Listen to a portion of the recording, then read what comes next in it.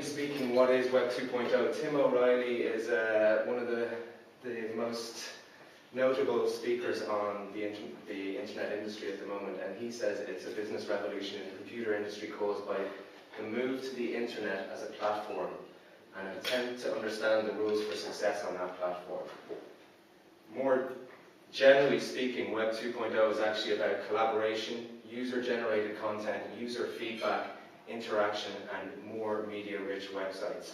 So we have moved from Web 1.0 to Web 2.0, and you can see that here's a load of websites in the US that are all claiming to be Web 2.0 websites.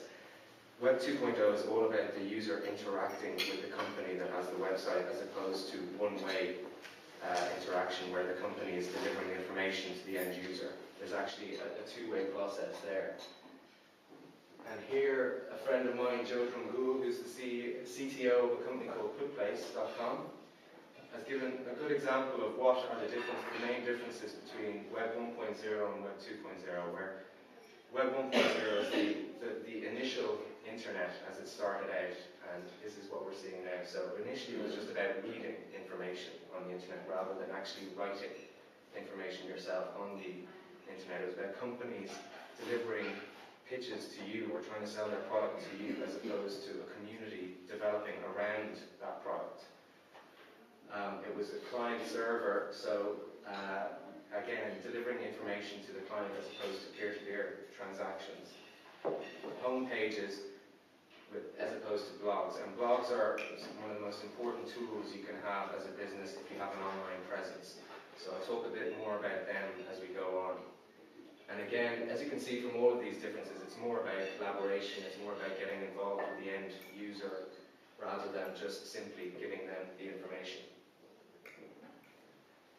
Some of these, hopefully all of these, you'll recognize. I've given some indication of the kind of traffic that they're getting. Kind of makes us look a bit silly at 100,000 uniques when we're talking about 344 million for YouTube. And that's actually unique visitors. So that's during a given month. These are unique IP addresses that they're seeing. So they're actually, if you're talking in hits, you're talking over 1 billion for YouTube per month. So as you can see, that's an incredibly powerful tool. It's available for you to use, and it should be used by all businesses. If there is some way you can get video onto YouTube and try and distribute it to a lot more viewers, then that is a tool you have to use. As for the other ones, they're the same. I mean, social networking, LinkedIn is a more business-focused social network, but every social network can be used by business nowadays, and we definitely use each one of those tools. Now, just to discuss a bit about blogs, why are they so important? I think, companies that go out onto the internet and don't have a blog are missing a serious trick. A blog is a great way to connect with your customers. You can deliver information to your customers via your blog, and then you can conduct free market research on products that you have. So your customers can come back to you and give you feedback on your product in real time. If you're talking about early adopters, you're getting some really good market research on your product, which you can then go back and develop further and build and change it for the masses. So the blog really does provide the ultimate in customer service. I mean, imagine a global company 5-10 years ago having phone lines where you have to call to tell them what you think of the product. Now they've got a blog where you can just have hundreds of comments. You can even run actual polls on the blog, give away prizes for them to interact, and it's just a lot easier than the more traditional tools of gauging feedback from the customer. And you also, a great sort of additional benefit of the blogs is that you are creating a tie with your customer. If they feel that they're involved in the development of your product, or if they feel that they're being listened to by your company, they will become a lot more attached to your product, and they'll actually sell it to their friends as well for you, for free. So you're creating a huge relationship there with your customer that could never have been created before unless you had face-to-face contact with them, which is unrealistic if you're talking about having 1 million+ customers. And also, actually, really, one of the bigger benefits as well is that if you've got a blog and you have people coming to you saying, you know, I'd love to see this added to your product, or I'd love to see this. You can gauge how the market is going to move. So you can sort of say in a year's time, this is what people are going to be looking for. Like, we've got a couple of people saying it now, but once that starts snowballing, you're going to have millions of people wanting it. So if your competitors aren't on the internet, if they don't have a blog, they're not getting the same information as you are. So that's a competitive advantage in my eyes, is that you're able to see movements in the market a lot quicker than any of your competitors. Now, as it may be, all of your competitors will probably have a blog at this stage, so everyone is getting the benefits of it. But that makes for better products for the end consumer as well, so it's a win-win situation. Now, this is it's not really a tip for the next big thing, it's kind of out there already at the moment. You can see from their growth, in 2007 they had 500,000 unique visitors, and now at the end of 2008 they had 4.5 million unique visitors nearly. I'm hoping to see some growth like that within our company. That's what I'm aiming for, that's what the business plan is based on. Now if it happens, I'd be very surprised, but this is definitely one of the best tools around at the moment for getting out there and getting connections with your end user. You can see here is a snapshot of my Twitter page. On there you can see Ricochet, the 2FM radio DJ, is twittering away to people. You can see Wassy is actually Jonathan Ross, and he uses it a lot. He's got a huge following on Twitter. And there's a lot of other people who are, you know, big businessmen that you can follow, you can chat to on Twitter. The main aspect of Twitter is it's like a text message to the masses. So rather than sending a text message to one person saying, you know, I'm going to be talking at this event today, would you like to come along and check it out? You can actually send that out to thousands of people. The same way as if you're running an online business, you can then send a message out saying, we've launched a new product, come check it out here. And you give your URL where people can then go and look at your new product and leave feedback in your blog, or and even leave feedback on Twitter. Other really beneficial uses for it is there's a search functionality in Twitter as well. They recently bought a company called Surmise, which searches all messages put out on Twitter, and you can type in any word. So I have on my tweet deck, which I'll show you later on, I have a section dedicated to searching for whenever our company is mentioned. So look and taste is in that search column. And then there's also iFoods in another column, just in case people are talking about the old name. And I can see whenever they talk about it, and I can actually jump in and interact with those people. If they're saying something negative, I can reply to them and I can say, you know, I appreciate your feedback on that. I'd love to hear exactly why you think this is done incorrectly, or how we could improve the service, or something like that. And in fact, I did that about 2 days ago. Someone said, has anyone checked out the new Look and Taste website? I wasn't following them, so I didn't see it directly. It was actually via the search function. And they said, has anyone looked at the new site? I'm not really sure, to be honest. And so I jumped in and I said, thanks for having a look at the site. First of all, I'd really appreciate any sort of feedback on how we might be able to improve it. And the girl tweeted back to me again saying, I think, you know, it'd be great, I would use the service if I could embed video into your website rather than having to upload it. And I said, that's a really interesting idea. I'll go talk to the technical guys about it and see if it's possible. I did talk to the technical guys. They said it would be very easy to implement. So I wrote back to her and I said, look, we're going to go ahead and do that, but it's going to take a couple of months because there's a few things in the pipeline that we need to finish up first. And then she sent out a Twitter to all her friends saying, you know, I'm so impressed with the level of service from Look and Taste. I'll be a regular visitor to that website. It's going to be great. So I managed to change her from saying she wasn't sure about our business to then going out to all of her friends and saying you should use Look and Taste. It's great. It's going to be amazing. You know, so that was within about 5-10 minutes of my time. I was able to do that. And I didn't just convert one person, I converted the 300 people that she's followed by as well, who saw her Twitter message saying, go check out this service. So that's how powerful that tool is. And there's a lot of companies that are using it very well and making a lot of money out of it already. But still, at 3.4 million uniques, it's still not at that stage where it's mainstream. So there's an opportunity to take advantage of there straight away. Okay, case studies in terms of YouTube. We use YouTube, we deliver all of our content, we put most of our content, not all of it, we try to keep something for our own website. But we do video recipes teaching people how to cook. So it's very step by step, very easy to use.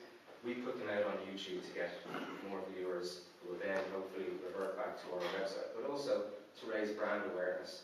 I've got a couple of, well, not a couple, the music industry is just 14 of the top 20 most viewed videos on YouTube are music videos, and they've got over 1.1 billion views on those videos. So, you know, these guys initially were trying to shut YouTube down because videos were being shown on YouTube, and now they're embracing YouTube and saying, actually, it's leading to increased sales of our artists' albums. So it just shows you that YouTube have been able to change the whole industry there with just their Web 2.0 product. And this example of Cloverfield is a trailer was released, kind of like the Blair Witch Project was back in '99. Trailer was released on YouTube and people weren't sure what it was about. It was shrouded in mystery. It was a really good marketing campaign, and they managed to get over 4 million views. They had the biggest January opening in movie history, and a lot of it is being based on the fact that they used covert tactics to promote their movie via YouTube and video sharing sites. Again, if you're in any of these industries, you should definitely be using YouTube as a tool. And Bebo, we also use Bebo. I mean, we're on all these social networks, so I won't keep going on about that. But last year, Pat the Baker ran a campaign on Bebo, where they built a profile, they created a skin, they ran some competitions. They paid a lot of money for it. They just to kind of, you know, interact with the sort of 18 to 26, 27-year-old bracket and try and increase their sales of bread. A friend of mine, Damien Murray, wrote a blog post about how bad a campaign that actually was, and there was a big sort of altercation between him and Bebo. They managed to sort it out, but you know, the thing is, they should have run that campaign on our site. I would have taken their 30 to 50 grand. I would have done a lot more for them for that. But if they'd have targeted, you know, the fact is Bebo's got a huge amount of people online, but they're 19,000 views. It's not great. 2,900 friends. It's not massive, you know. And for the kind of money they were spending, they didn't really get the results. So, whilst all these social networks and all these tools are great for getting your brand out there and getting more interaction with your customers, they have to be used correctly, and you can't just throw money at a social network and say this is going to work. It's got to be targeted correctly. So you've got to make sure that these tools are being used correctly. It's not about just using them and saying we're doing our bit, we're doing the Web 2.0 thing. It's got to be highly targeted, because people have ADD online at the moment and they don't like being advertised at, but if you do it in the right manner, it'll actually generate a lot more sales and a lot more interest in your product. The Facebook, this is obviously one of the biggest social networks out there, and they have now created pages for brands rather than profiles. If you upload a profile for your brand, they'll take it off as soon as they notice that there's some kind of spamming activity on there. The pages are actually better because they provide you with statistics of how people are interacting on your page, and they allow you to link your blog into that page as well. So it's actually better for the brands to use the page, but a lot of them are using profiles and getting all their hard work just wiped out when Facebook come along and say, right, you're trying to spam our users, you're gone. So like even sometimes years, like a year and a half of work is just gone overnight. And now Facebook are doing the advertising thing, which is a very powerful tool because it's similar to the Google style AdWords advertising. You can target a certain age group. You can put into the advertising area of Facebook, I only want 19 to 27-year-olds to see my advertising. I only want people in Dublin, Limerick and Cork to see my advertising.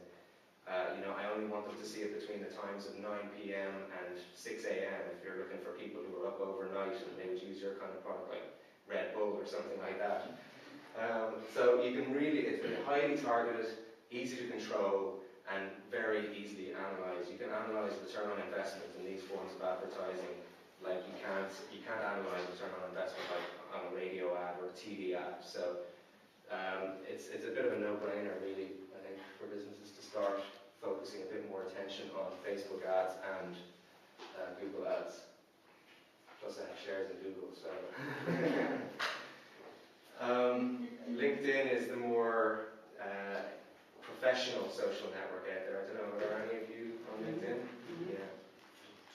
There was a study there done recently, and TechCrunch wrote an article about the fact that LinkedIn is starting to become more and more popular as the economy is getting worse and worse.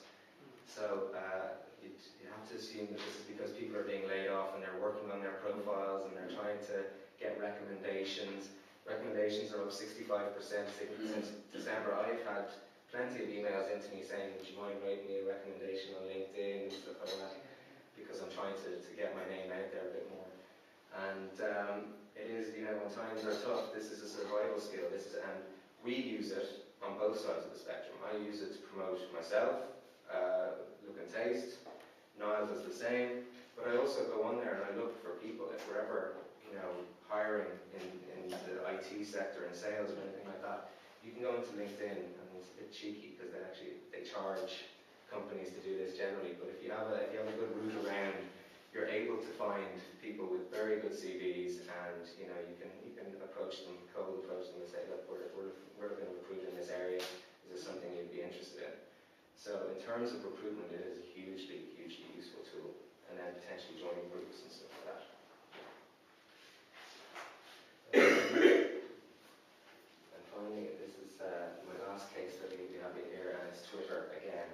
I'm not say how strongly I would advise all companies to get involved in Twitter. I'm trying to convince my friends who are running wine shops to get involved in Twitter and start building their follower base, and then offering special offers, 10% off today only, come into the shop. I think it can be used by any business, and a really famous sort of business that's using it and has made $1 million already in a year and a half is Dell. Now, it doesn't sound like a big amount to Dell, and it isn't a big amount to Dell, but to me that would be massive. And this is in the early stages of Twitter as well. So you can see as an early mover, they've got a huge advantage there, and they've got 56,000 followers nearly. 2 years from now, that number will probably be up above 200,000 plus followers. They're currently earning, if you go by follower ratio, $17, $18 per follower. So if you're talking about 200,000, you're bringing it up to 3-4 million a year in revenue just from using a simple Web 2.0 tool where they're giving a discount and a link to the web page. So it just shows what a no-brainer it is. And even Barack Obama used it for his presidency campaign as well. A lot of people actually say that Twitter had a big say in how he did, because he had over 400,000 followers, and he was interacting. I know it wasn't him.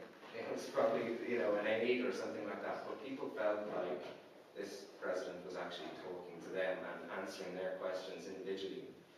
And that's such a powerful tool, and that's why I think he's got that status, that when he did actually win the election, there was like 1 million people there, and they were all in the sort of bracket of 18 to 40 years old. He's used Web 2.0 incredibly well, and I think you'll see in the next presidential election, his adversary will start using it as well, whoever that might be, will definitely be using the tool as well. So, just in short, in summary, some of the benefits. It's great for branding. Even if you look at Pat the Baker, that's 19,000 views, that's 19,000 people who saw Pat the Baker and the brand. Engagement, as I've said many times, you get to talk with your customers on a one-to-one level as opposed to a company to group of people level, which is a lot more engaging for them, and it means that they actually become more interested in the product. Obviously, all these tools drive traffic and business back to you at the end of the day, or else you wouldn't really bother doing it. And then you can manage your reputation. If someone's talking badly about you, like I did on Twitter, if someone's saying, they weren't talking badly, but if someone seems a bit unhappy, you can jump in and you can answer them and you can try and help them out straight away.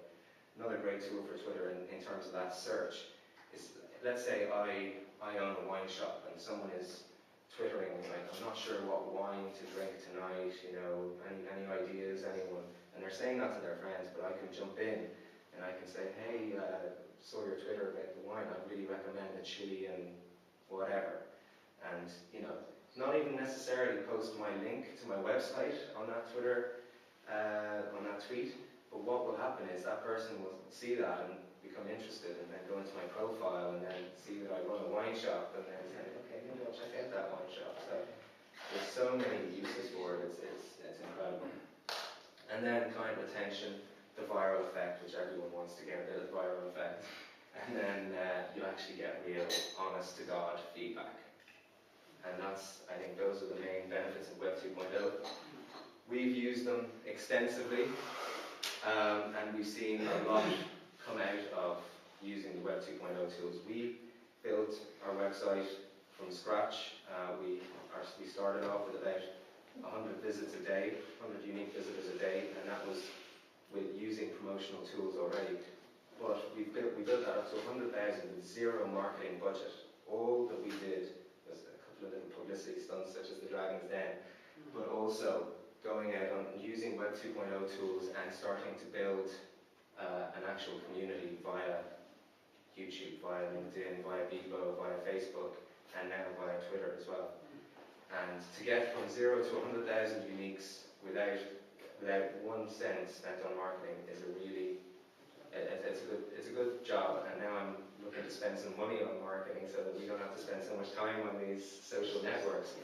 But I will definitely be dedicating, you know, a good portion of that money to interacting with the customers on social networks and stuff like that. Okay, that's me. Thanks very much. It's Sorry, I was fascinating. rattling through that.